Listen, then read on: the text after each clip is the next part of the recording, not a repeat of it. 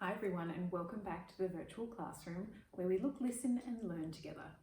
Been looking at the oceans, and I've shown you this page from Jess French's book, What a Waste.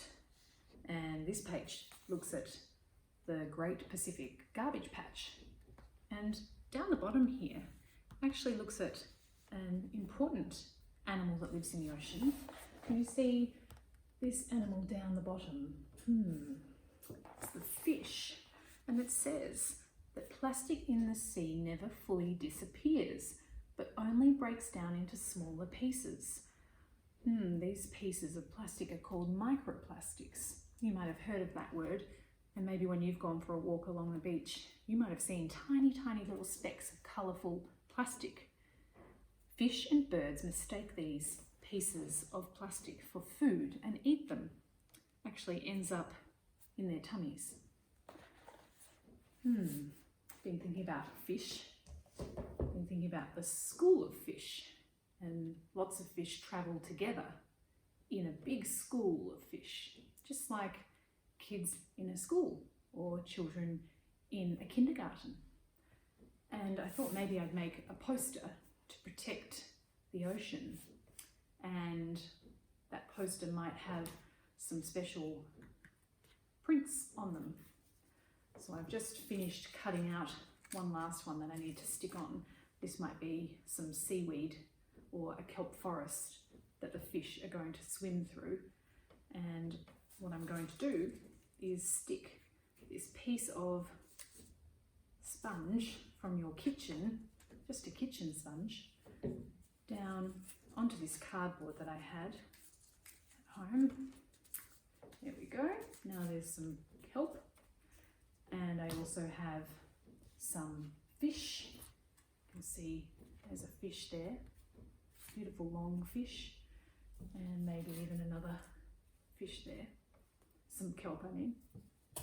So I'm going to create a school of fish by printing these fish on this page. I'm going to paint these fish a beautiful electric bright blue, and you might like to make some fish cut out using scissors.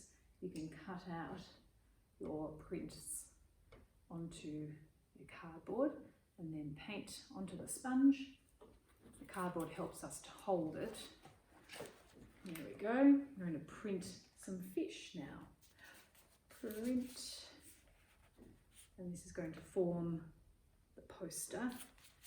They're all going to swim in the same direction because a school of fish means that they're all swimming together, and they all swim in unity, which means they're all the same.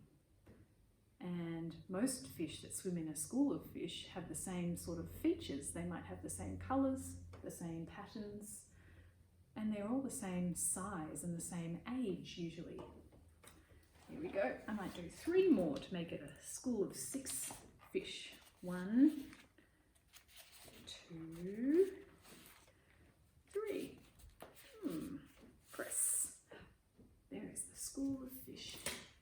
These fish, I think, should probably swim through a bit of this beautiful kelp forest. Paint the kelp forest this beautiful green colour. Whoop, don't let it drip. This is a drippy paint that I have here. I've watered it down so it lasts a bit longer. There we go. You can use any paint. You could even use some food dye as well. And you could add some flour to the food dye, make a paint. Here we go. Some kelp forest coming right up. Oh, there we go. They're hiding. There we go. And that's part of the job of being in a school of fish, because they need to hide. This word is going to be protect. This is drippy. Protect. What was the other word? Maybe even protect the fish. Where should I put the word fish? Maybe down here. F-I beach. There we go.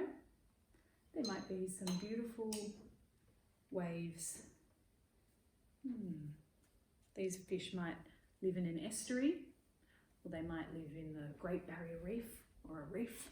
Maybe they're even fish that like to live in amongst the kelp forest. Maybe you can try creating some stamps using sponges from your kitchen. Some shapes for fish and kelp. Maybe you can write a message. Tell people about protecting our oceans and the fish and the animals that live in them. I'll see you next time. Bye.